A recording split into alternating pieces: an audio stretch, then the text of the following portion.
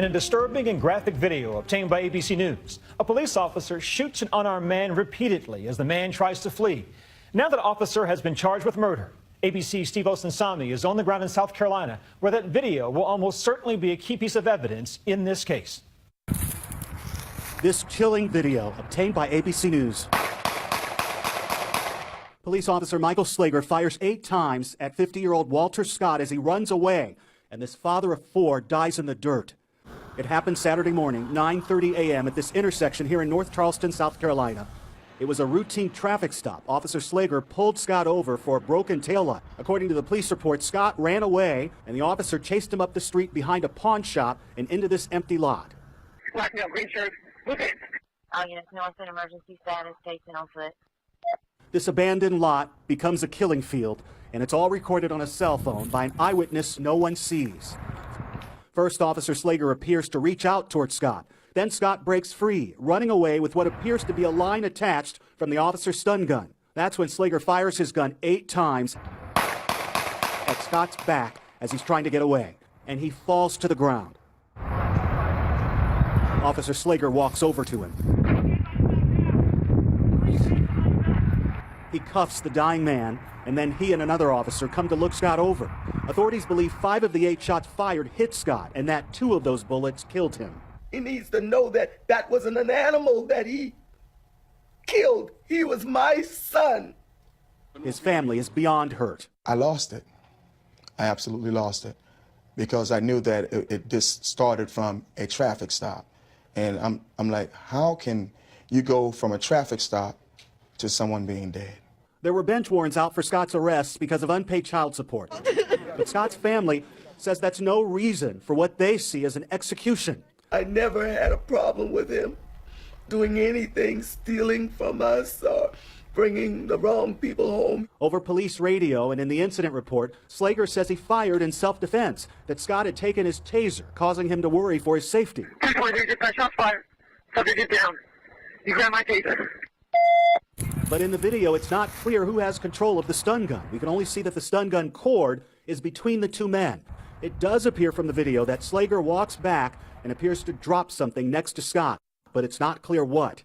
We were in city offices while local police were seeing the video for the first time. I can tell you that as the result of that video and the bad decision made by our officer, he will be charged with murder. Tonight, Officer Slager is behind bars, and he has been denied bail. What's happening tonight in South Carolina is so different than the shooting death of Michael Brown in Ferguson, Missouri, that sparked anger and protests across the country, and not just in the details of the case. This is nothing like the Ferguson case. In Ferguson, the more you dig into the case, the more you read the report, the more the police officer's account is supported. Here, you see this video, and it tells the story. And it's a story that seems almost indefensible from the police officer's perspective. In a world where there's a camera in every pocket, I asked about the importance of the video at a news conference just hours ago. If it weren't for this video, would he be charged with murder at this point? That's a question. Let me answer that one for him, Chief. You're asking us to speculate. The video is very demonstrative of exactly what happened. Without the video, it would be difficult to ascertain exactly what did occur. They say in this case, an officer violated protocol. Police officers can use lethal force, discharge their firearm, when they believe that their life and safety is in jeopardy, or the life and safety of individuals in the vicinity is in jeopardy as well. It's very difficult to make a legitimate case for the use of lethal force when the suspect is running away in the manner depicted in the video. The police chief, almost in tears, clearly overcome with emotion as he condemned the officer's actions, saying this one policeman doesn't represent them all. You've been around me a long time, and you know I think that all of these police officers on this force, men and women, are like my children.